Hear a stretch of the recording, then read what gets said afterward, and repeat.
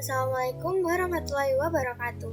Halo semuanya, kami dari kelompok 2, 11 IPS 2 Semala akan menjelaskan mengenai kerajaan maritim Islam di Indonesia, khususnya pada kerajaan Aceh.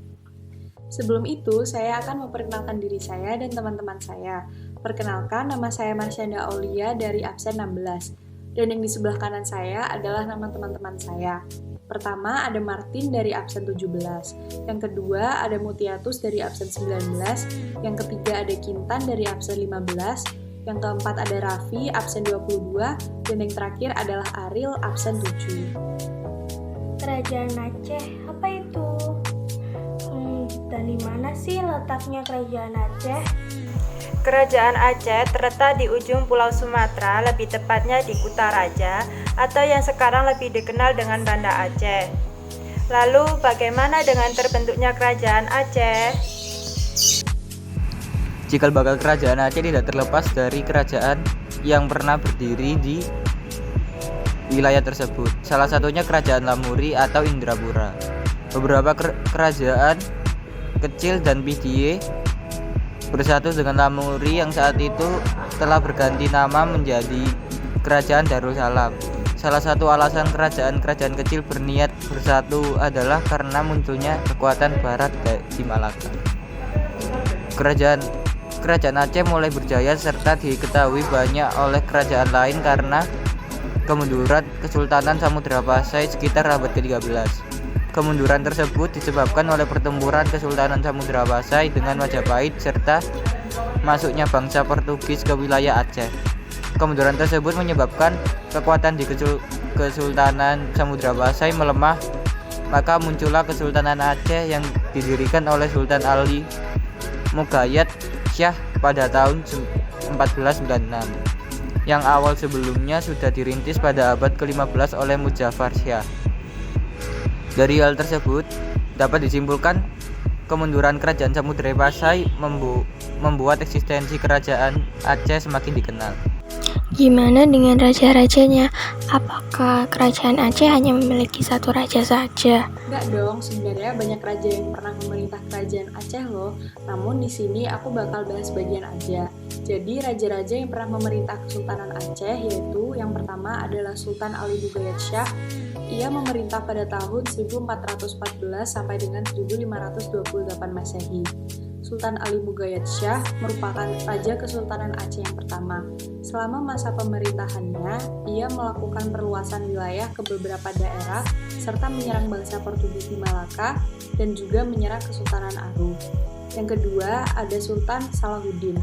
Sultan Salahuddin memerintah dari tahun 1528 hingga 1537 Masehi. Raja ini merupakan putra dari Sultan Ali Muqayyad Shah. Sebagai raja, ia tidak terlalu peduli dengan kesultanannya, sehingga kesultanan mengalami kemerosotan yang tajam. Akhirnya, Sultan Salahuddin digantikan oleh saudaranya, yaitu Alauddin Riayat Shah Al-Qahar. Yang ketiga adalah Sultan Alauddin Riayat Shah. Sultan Alauddin Riayat Shah memerintah pada tahun 1537 hingga 1568 Masehi. Ia melakukan berbagai bentuk perubahan serta perbaikan dalam segala bentuk daerah kesultanan. Malaka walaupun gagal, tetapi ia dapat menduduki Kesultanan Aru. Pada masa pemerintahannya, banyak terjadi pemberontakan dan perebutan kekuasaan. Dan yang keempat, ada Sultan Iskandar Muda. Sultan Iskandar Muda memerintah pada tahun 1607 Masehi hingga 1636 Masehi.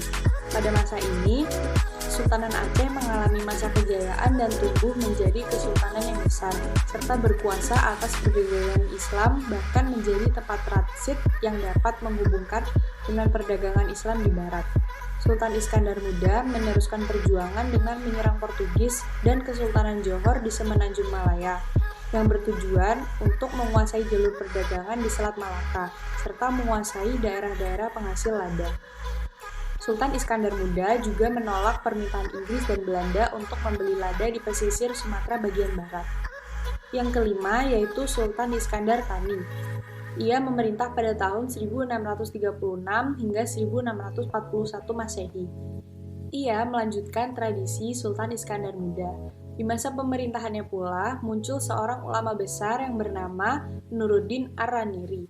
Sebagai seorang ulama besar, Nuruddin Ar-Raniri sangat dihormati oleh Sultan Iskandar tadi dan keluarganya serta rakyat Aceh. Dalam pemerintahannya, juga mulai mengalami kemunduran. Kondisi tersebut terjadi karena Kerajaan Aceh Darussalam tidak memiliki sultan yang cakap dan mampu memimpin kerajaan.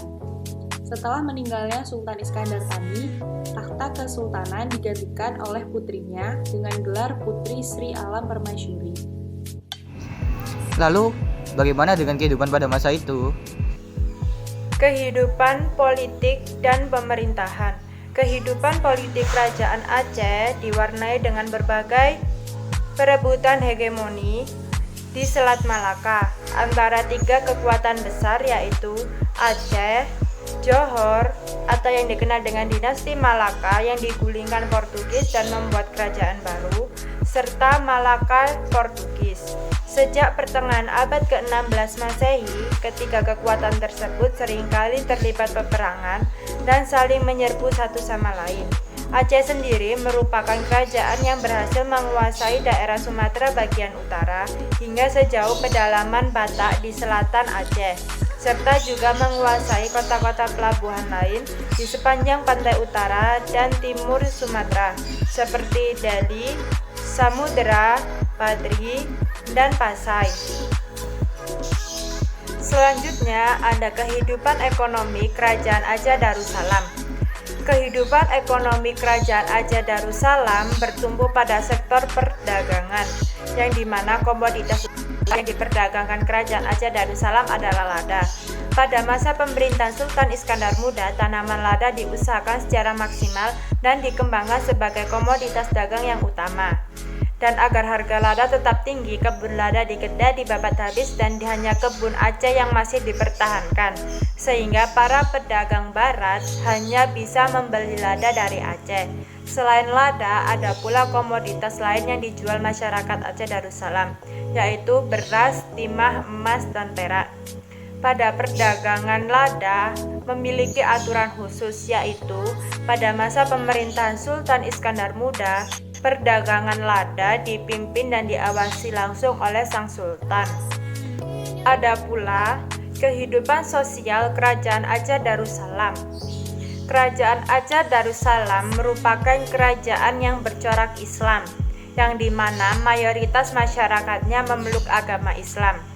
Meskipun bercorak Islam, kehidupan masyarakat Aceh Darussalam tetap bersifat feodal. Dalam tatanan masyarakat Aceh Darussalam terdapat golongan bangsawan yang bergelar Teku dan golongan ulama yang bergelar Tengku. Kedua golongan ini bersaing untuk memperebutkan pengaruh yang ada di Kerajaan Aceh Darussalam. Pada masa pemerintahan Sultan Iskandar Muda, peraturan hukum masyarakat Aceh dicantumkan dalam adat Makuta Alam atau Kanun Makuta Alam. Selanjutnya ada pula kehidupan budaya Kerajaan Aceh Darussalam. Pada masa perkembangan budaya masyarakat Aceh Darussalam ditandai dengan munculnya ulama ternama yang ahli dalam bidang agama dan kesastraan. Para ulama tersebut bernama Hamzah Fansuri yang menulis kitab Al-Muhtadi dan Nuruddin Ar-Raniri yang menulis kitab Syirat Al-Mustaqim dan Bustanus Salatin. Tidak hanya karya sastra yang menjadi peninggalan Kerajaan Aceh Darussalam, ada pula peninggalan sejarah berupa bangunan. Bangunan tersebut antara lain Benteng Indapatra, Masjid Indrapuri, Pintu Kop, dan Gunungan. Serta ada pula Masjid Baitur Rahman Banda Aceh yang juga merupakan salah satu peninggalan Kerajaan Aceh yang dibangun pada masa pemerintahan Sultan Iskandar Muda yang sampai sekarang menjadi ikon kota Serambi Mekah atau kota Mekah tersebut.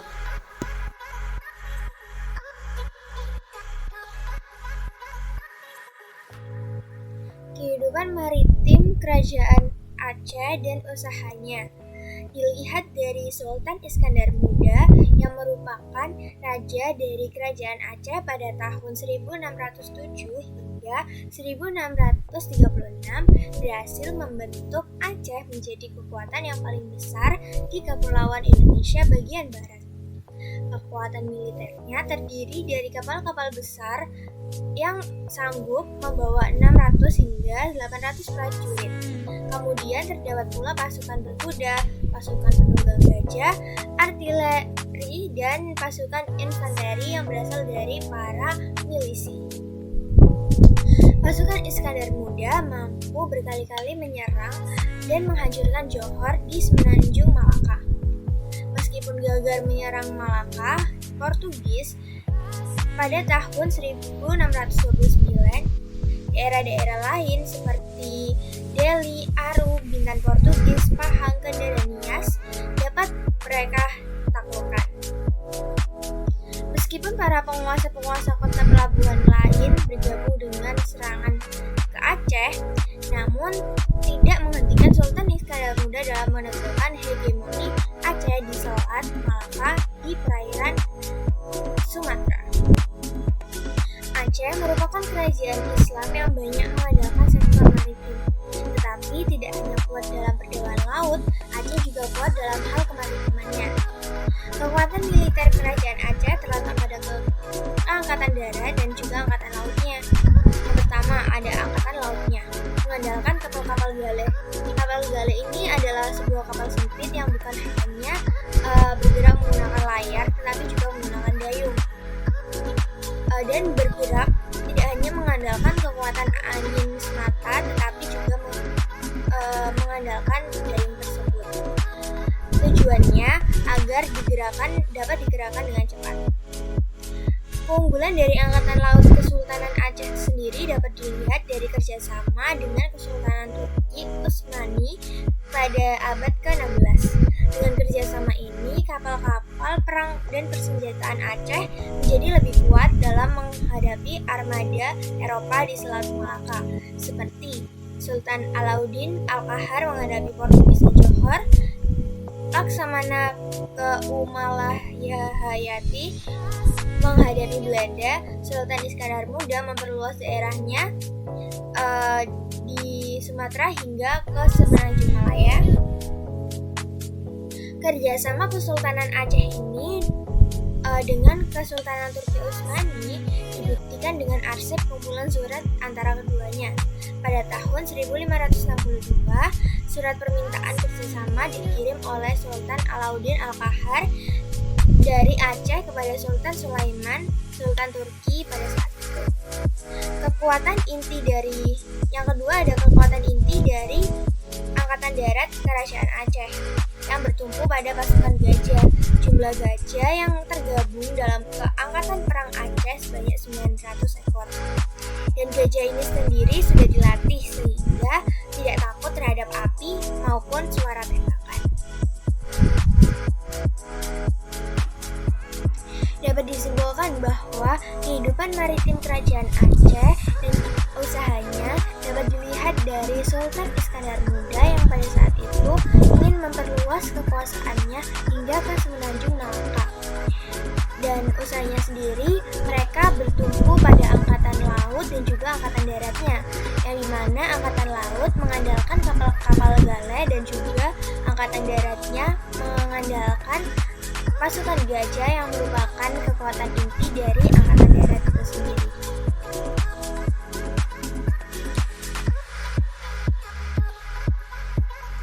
Kerajaan Aceh Darussalam mencapai puncak kejayaan pada masa pemerintahan Sultan Iskandar Muda. Pada masa itu, wilayah kekuasaan Kerajaan Aceh Darussalam di semenanjung Malaya dan Sumatera bagian utara.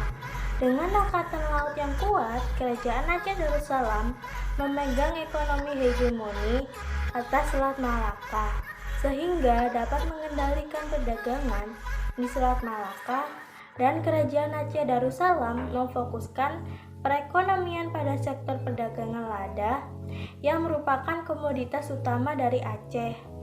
Lada diusahakan secara maksimal dan dikembangkan sebagai komoditas dagang utama. Maka dari itu, sebagai wilayah strategis, Mereka berusaha memberdayakan pelabuhan di Aceh untuk kegiatan perdagangan lada di masa itu. Aceh dapat berkuasa atas Selat Malaka yang merupakan jalan dagang internasional. Selain bangsa Eropa, bangsa lain juga berdagang dengan Aceh. Barang-barang yang diekspor Aceh seperti beras, lada, rempah-rempah. Bahan impornya seperti kain dari Coromandel, porselin, dan sutra, minyak wangi. Kapal-kapal Aceh juga aktif dalam perdagangan dan pelayaran sampai Laut Merah. Tapi apakah ada warisan budayanya yang hingga saat ini enggak ya? Warisan atau peninggalan yang masih ada sampai sekarang yaitu berupa 1. Masjid Raya Baitur Rahman. Peninggalan kerajaan yang paling terkenal dan terletak di pusat kota Banda Aceh dan dibangun oleh Sultan Iskandar pada tahun 1612. Kedua, Taman Sari Gunangan.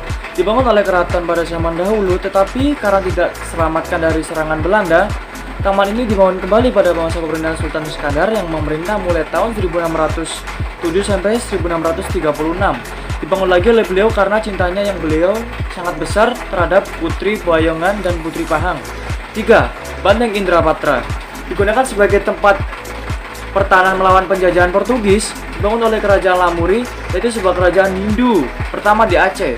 Meskipun pada akhirnya Aceh dikuasai oleh kerajaan Islam, para sultan ratu yang memimpin Aceh tidak berniat untuk menghancurkan jejak peninggalan nenek moyang mereka.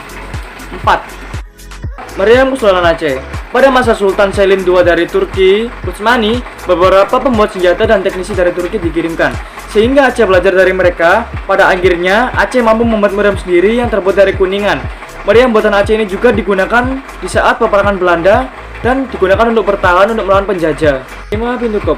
Pintu gerbang yang berbentuk seperti kubah yang didirikan pada masa Sultan Iskandar Muda dan sekarang tempat itu menjadi tempat peristirahatan Putri Pahang. Setelah selesai berenang dalam posisinya yang tidak jauh dari Gunangan, di sana para dayang akan membersihkan rambut permaisuri dan kolam untuk mandi bunga, serta menjadi sebuah pintu untuk penghubung antara istana dan Taman Putri Pahang. Sebenarnya masih ada banyak lagi, seperti Masjid Tua Indrapuri, Makam Sultan Iskandar Muda, Uang Emas Kerajaan Aceh, Stempel Kap Squareum, Padang Aman Nyerang, Kerkov, Karya Sastra, Hikayat Melayu, Hikayat Raja-Raja Pasai, Hikayat Perang Sabi.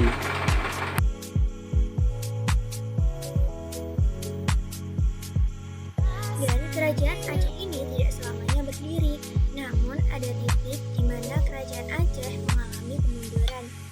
Setelah Sultan Iskandar Muda wafat, di pemerintahan kerajaan Aceh Darussalam digantikan oleh Sultan Iskandar Thani. Sepeninggalan Sultan Iskandar Thani, kerajaan Aceh Darussalam mulai mengalami kemunduran. Kerajaan Aceh baru benar-benar runtuh ketika memasuki abad 19. Keruntuhan kerajaan Aceh berawal dari strategi yang diterapkan oleh tokoh Belanda bernama Sendok Hurbrunch dalam upaya memadamkan perang Aceh. Ia berpura-pura masuk Islam agar dapat diterima baik oleh masyarakat Aceh. Setelah masuk Islam, Sendok Hurbrunch mengetahui bahwa Aceh dapat dikalahkan dengan menyerang golongan ulama. Menurut beliau, kekuatan masyarakat Aceh terletak pada para ulama. Akhirnya, Belanda menyerang kekuatan masyarakat Aceh berdasarkan saran dari beliau. Kerajaan Aceh pun mulai runtuh, dan secara resmi pada awal abad ke-20 atau tepatnya pada tahun 1935, kerajaan Aceh dapat dikuasai oleh Belanda. Adapun faktor penyebab kemunduran kerajaan Aceh antara lain ada 5. Yang pertama, kekalahan perang Aceh melawan Portugis di Malaka pada tahun 1629 yang menimbulkan korban jiwa dan harta yang cukup besar kerugiannya. Yang kedua, tokoh pengganti Sultan Iskandar Muda yang kurang cakap. Yang ketiga, permusuhan antara kaum ulama penganut ajaran Syamsuddin As-Sumatrani dan penganut ajaran Nuruddin Araniri. Yang keempat, yaitu daerah-daerah yang jauh dari pemerintahan pusat melepaskan diri dari Aceh, seperti Johor, Perlak, Pahang, Minangkabau, dan Siak. Yang kelima, pertahanan Aceh mulai melemah sehingga bangsa-bangsa Eropa lain berhasil mendesak dan menggeser daerah perdagangan Aceh yang berakibat pada perekonomian Aceh yang makin melemah. Baik, sekian presentasi dari kelompok 2. Mohon maaf apabila ada kesalahan kata maupun materi yang kurang tepat. Karena di sini kami masih sama-sama belajar. Terima kasih atas perhatiannya. Wassalamualaikum warahmatullahi wabarakatuh.